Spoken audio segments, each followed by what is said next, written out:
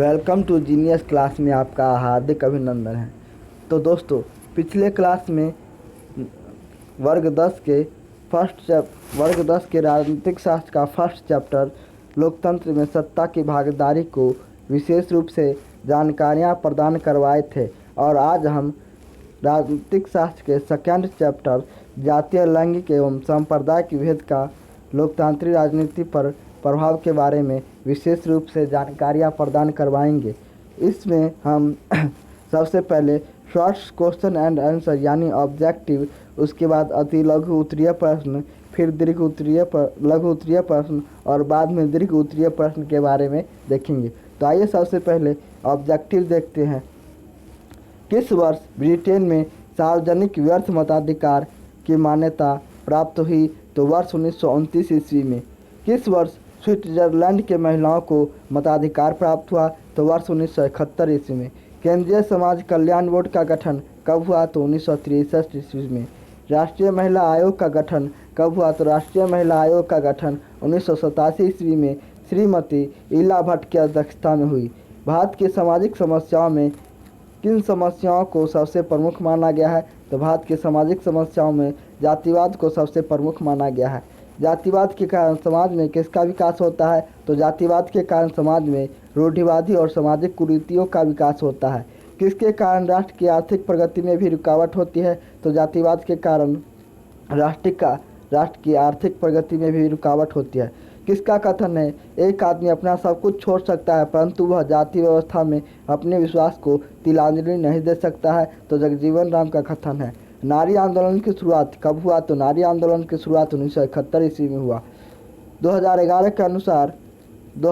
के जनगणना के अनुसार पुरुष में शिक्षित वर्गों की संख्या कितनी है? तो 2011 के जनगणना के अनुसार पुरुष में शिक्षित वर्गों की संख्या 80.9% है।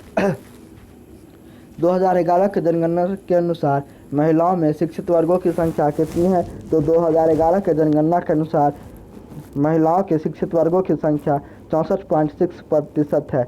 1901 के जनगणना के अनुसार भारत में 1000 पुरुषों पर महिलाओं की संख्या कितनी थी? तो 972। 2011 के जनगणना के अनुसार भारत में 1000 पुरुषों पर महिलाओं की संख्या कितनी है?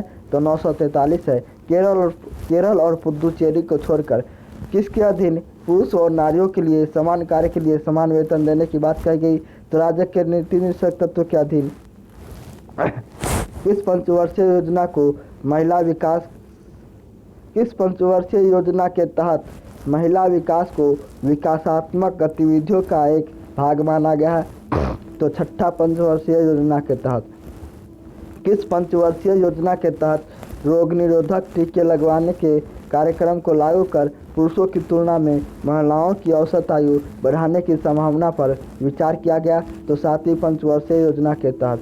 इस पंचवर्षीय योजना के तहत परिवार कल्याण कार्यक्रम के अंतर्गत महिलाओं के स्तर को ऊंचा उठाने, शिशु मृत्यु दर कम करने और महिलाओं के शिक्षा के विस्तार पर भी बल देने की बात कही गई। तो 8वीं पंचवर्षीय योजना के तहत। किस वर्ष भारत सरकार ने महिलाओं और बच्चों के विकास के लिए मानव संसाधन विकास मंत्रालय के अधीन महिला ब्यूरो की स्थापना किया गया? तो 1985 ईस्वी में। ग्रामीण महिला और शिशु विकास योजना की शुरुआत कब हुई? तो 1982 ईस्वी में। राष्ट्रीय महिला आयोग अधिनियम कब बना? तो 1990 ईस्वी में। केंद्र सरकार ने किस वर्ष पहली बार एक राष्ट्रीय महिला उत्थान नीति की घोषणा की गई? तो 1975 ईस्वी में। किस संविधान संशोधन द्वारा देश भर में ग्रामीण एवं नगरीय संस्थाओं के सभी स्तरों पर महिलाओं हेतु 1/3 स्थान सुरक्षित किया गया? तो 73वें एवं 74वें संविधान संशोधन द्वारा। भारत की लोकसभा में महिलाओं का प्रतिनिधित्व कितना प्रतिशत है? तो 11.23%। भारत की राज्यसभा में महिलाओं का प्रतिनिधित्व कितना प्रतिशत है? तो 12.40%। 2007 में भारत की प्रथम महिला प्रधानमंत्री कौन बनी? तो श्रीमती इंदिरा गांधी। किस वर्ष पहली बार लोकसभा के अध्यक्ष पद पर महिला बैठी? तो वर्ष 2009 ईस्वी में। वर्ष 1906 ईस्वी में किसकी स्थापना के बाद कांग्रेस के आंदोलन में बाधा उपस्थित हुई? तो मुस्लिम लीग की स्थापना के बाद। बांग्लादेश का उदय कब हुआ? 1971 ईस्वी में। भारत एक धर्मनिरपेक्ष राज्य है। तो धर्मनिरपेक्ष का अर्थ क्या होता है? तो धर्मनिरपेक्ष का अर्थ राज्य का अपना कोई धर्म नहीं होता है।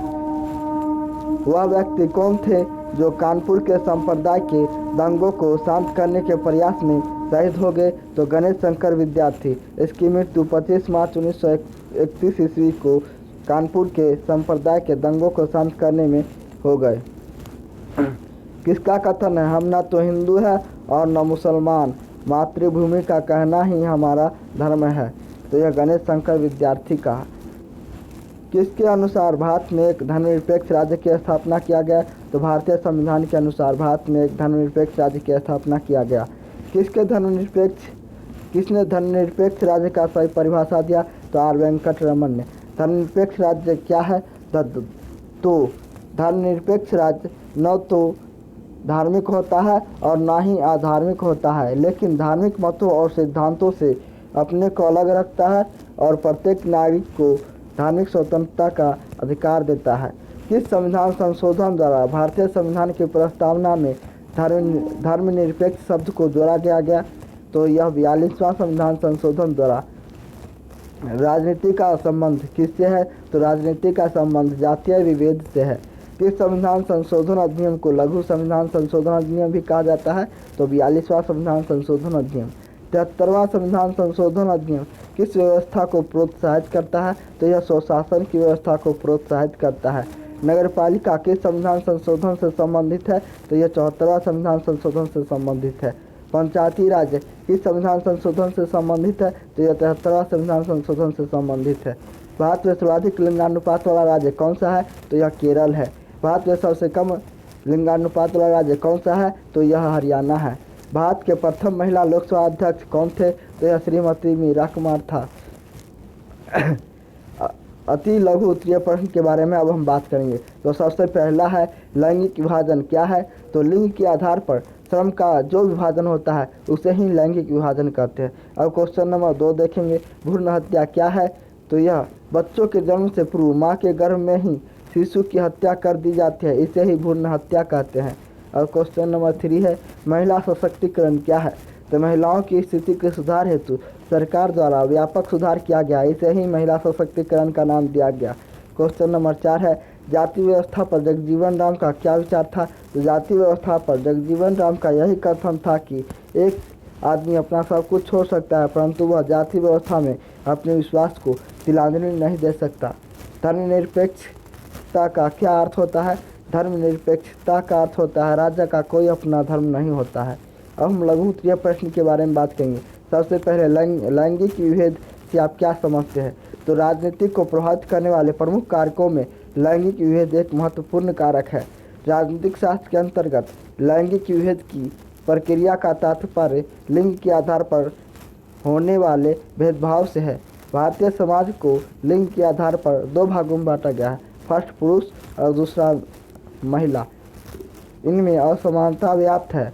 जैविक दृष्टिकोण तथा अन्य आधारों पर यह अंतर देखने को मिलता है। अब क्वेश्चन नंबर 2 के बारे में बात करेंगे। समाज में नारी की दयनीय स्थिति के लिए उत्तरदायी कारकों का वर्णन करें। तो इसका आंसर है समाज में महिलाओं की स्थिति काफ़ी दयनीय है। इसके लिए उत्तरदायी कारक निम्नलिखित है। पहला अशिक्षा के कारण, दूसरा पर्दा प्रथा के कारण, तीसरा सती प्रथा या बाल विवाह के कारण और चौथा दहेज प्रथा के कारण। महिलाओं की स्थिति में सुधार लाने की ज़रूरत के लिए कोई 2 कारण बताएं। तो नारी मुक्ति आंदोलन से महिलाओं की स्थिति में काफ़ी सुधार देखने को मिला है। महिला समाज में दयनीय स्थिति के लिए निम्नलिखित कारक उत्तरदायी है। नारी समुदाय में शिक्षा का अभाव रहा है, इससे समाज में अंधविश्वास बढ़ा। शिक्षा के क्षेत्र में अभी महिलाओं पुरुषों से पीछे है। 2011 के जनगणना के अनुसार जहां पुरुषों की साक्षरता दर 80.9 है, तो वहीं महिला की साक्षरता दर 64.6% है। अब दूसरा है दहेज की प्रथा से समाज में लड़कों के मुकाबले लड़कियां भार प्रतीत होने लगी। देश के बहुत से भागों में अंग्रेजी शासन के प्रारंभिक दिनों में तो लड़कियों के जन्म लेते ही उनकी हत्या करने की प्रथा शुरू हो गई थी। क्वेश्चन नंबर 4 के बारे में बात करेंगे। भारत के सांसद तथा राज्य विधानमंडलों में महिलाओं के प्रतिनिधित्व की स्थिति पर प्रकाश डाले। तो भारत के संसद में महिलाओं का प्रतिनिधित्व विश्व के अन्य देशों की तुलना में काफ़ी कम है। भारत को लोकसभा में महिलाओं का प्रतिनिधित्व 11.23% है, जबकि राज्यसभा में 12.40 है। भारत के राज्य विधानमंडल में महिलाओं का प्रतिनिधित्व 3.9% है। क्वेश्चन नंबर 5 के बारे में बात करेंगे। विभिन्न तरह की सांप्रदायिक राजनीति का सोदाहरण उल्लेख करें। भारतीय राजनीति को प्रभावित करने वाले प्रमुख कारकों में सांप्रदायिक एक महत्वपूर्ण कारक है। सांप्रदायिकता के आधार पर राजनीति को की जाती है। राजनीतिक दल सांप्रदायिकता के आधार बनाकर लोगों को गुमराह करते हैं। आजकल राजनीतिक दल का गठन किसी धर्म विशेष को बढ़ावा देने के लिए किया जाता है। इसका प्रत्यक्ष उदाहरण हमें उत्तरी आयरलैंड में देख सकते हैं, जहां प्रोटेस्टेंट और कैथोलिक के लिए अलग अलग राजनीतिक दल है। सांप्रदायिकता से आप क्या समझते हैं? इसके मुख्य तत्वों को बताएं। सांप्रदायिकता भारत के प्रमुख राजनीतिक समस्याओं में से एक है। सांप्रदायिकता का तात्पर्य उस प्रक्रिया से है जिसमें एक सांप्रदायिक के लोग अपने आप को श्रेष्ठ मानते हैं तथा दूसरे लोग हीन की भावना से देखते हैं, उसे ही सांप्रदायिकता कहते हैं। सांप्रदायिकता के मुख्य 3 भागों में बांटा गया है। फर्स्ट है धर्म के अनुयायियों की धार्मिक कार्यों के साथ साथ राजनीतिक, आर्थिक, सामाजिक और सांस्कृतिक हितों में भागीदारी। दूसरा है एक धर्म के अनुयायियों का लौकिक दूसरे धर्म के अनुयायियों से भिन्न होते हैं। तीसरा है उनके हित एक दूसरे से भिन्न ही नहीं बल्कि परस्पर विरोधी होते हैं। क्वेश्चन नंबर 7 के बारे में बात करेंगे।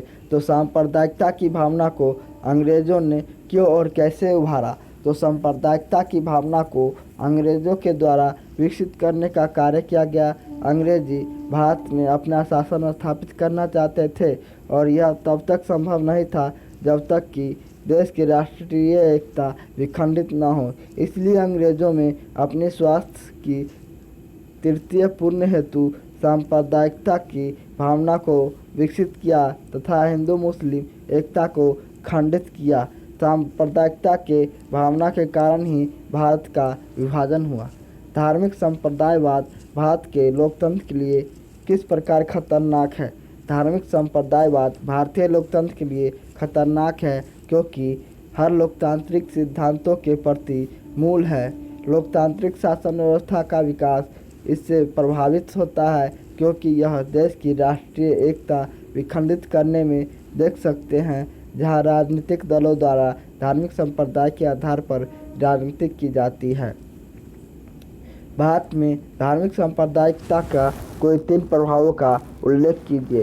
भारत में धार्मिक सांप्रदायिकता का प्रभाव स्पष्ट रूप से देखने को मिलता है। यहाँ धार्मिक आधार पर न केवल लोगों का विभाजन किया गया है बल्कि राजनीतिक दलों को भी बता दिया गया है, जैसे हिंदू महासभा, मुस्लिम लीग आदि। इसके अलावा राजनीतिक दलों द्वारा चुनाव के दौरान धार्मिक मुद्दों को भी चुनावी मुद्दा बनाया जाता है।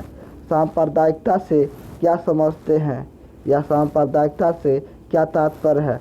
इसे लोकतंत्र के लिए क्यों खतरा माना गया है? तो सांप्रदायिकता भारत के प्रमुख राजनीतिक समस्याओं में से एक है। भारत के साथ साथ विश्व के अनेक देशों में भी यह मौजूद है। सांप्रदायिकता धर्म के मार्ग पर बहुत बड़ी बाधा है। भारतीय भी इस भावना का शिकार है। राष्ट्रीय एकता के मार्ग में यह सबसे बड़ी बाधा है। भारत में इस भावना का उदय अंग्रेजों के नीति के फलस्वरूप हुआ। जातिवाद किस प्रकार भारतीय लोकतंत्र के लिए एक चुनौती है? वर्णन करें। जातिवाद भारतीय लोकतंत्र के लिए एक चुनौती है या भारत की प्रमुख सामाजिक समस्याओं में से एक। जाति व्यवस्था भारतीय समाज की एक प्राचीन परंपरा है। प्राचीन काल में जाति के आधार पर जातिवाद के कारण सही और योग के निर्माण यही जीत पाते हैं, क्योंकि राजनीतिक दलों द्वारा जाति के आधार पर ही अविश्वासियों का चयन होता है। दो सामाजिक बुराइयों का नाम बताइए जो अभी तक भारतीय समाज में भी मौजूद है। भारतीय समाज में अन्य बुराइयां मौजूद है जिसमें जातिवाद तथा संप्रदायवाद प्रमुख समस्याएं हैं। भारतीय समाज पर जातिवाद के दो प्रभावों का उल्लेख करें। जातिवाद भारतीय समाज में मौजूद एक गंभीर समस्या है। इसके प्रभाव की विवेचना हम इस प्रकार कर सकते हैं। जातिवाद के कारण देश अनेक टुकड़ों में बांटा गया जिससे राष्ट्रीय एकता प्रभावित होता है। जातिवाद के कारण देश के आर्थिक प्रगति को भी नुकसान होता है क्योंकि लोगों के व्यक्तित्व का स्वतंत्र रूप से ही विकास नहीं हो पाता है। क्वेश्चन नंबर 14 के बारे में बात करेंगे तो सिर्फ जाति के आधार पर ही चुनाव नहीं लड़े जा सकते हैं। इसका कोई दो कारण बताएं। तो सिर्फ जाति के आधार पर ही चुनाव नहीं लड़े जा सकते। इसके लिए उत्तरदायी तथ्यों को हम इस प्रकार दर्शा सकते हैं। कभी कभी किसी विशेष बहु वाले निर्वाचन पत्र में अधिकांश राजनीतिक दल कुछ ही जाति के उम्मीदवारों को खड़ा कर देते हैं। बहुल जाति के मतदाता विशेष राजनीतिक दल के उम्मीदवारों को सफल बनाने के लिए एकजुट हो जाते हैं, लेकिन कभी कभी इसका विपरीत हो जाता है और बहुल जाति के अधिकांश मतदाता दूसरी जाति के मतदाताओं से गठबंधन कर समझौता कर जीत जाते हैं। भारत में किस तरह जातिगत असमानता अभी भी विद्यमान है स्पष्ट करें। तो भारत में व्यक्तिगत और समानता अभी भी मौजूद है क्योंकि राजनीतिक पर इसका प्रभाव स्पष्ट देखने को मिलता है।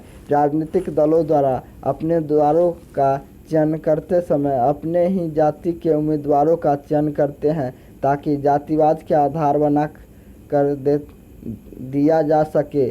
सरकार ने भी मंत्रिपरिषद से सभी जातियों के लोगों को प्रतिनिधित्व किया जाता है। भारत एक धर्मनिरपेक्ष राज्य है। इसके पक्ष में तर्क दे। भारत एक धर्मनिरपेक्ष राज्य है। धर्मनिरपेक्ष का तात्पर्य राज्य द्वारा धार्मिक मामलों में तटस्थता की नहीं बल्कि राज्य का अपना कोई धर्म नहीं होता है। भारतीय धर्मनिरपेक्ष की प्रमुख बिंदुओं को हम इस प्रकार दर्शा सकते हैं। फर्स्ट है भारत के नागरिक किसी भी धर्म को अपना सकते हैं। दूसरा है वे अपने धर्म का त्याग कर सकते हैं। तीसरा है वे अपने धर्म का प्रचार प्रसार कर सकते हैं और चौथा है राज्य द्वारा इसमें कोई हस्तक्षेप नहीं किया जाएगा।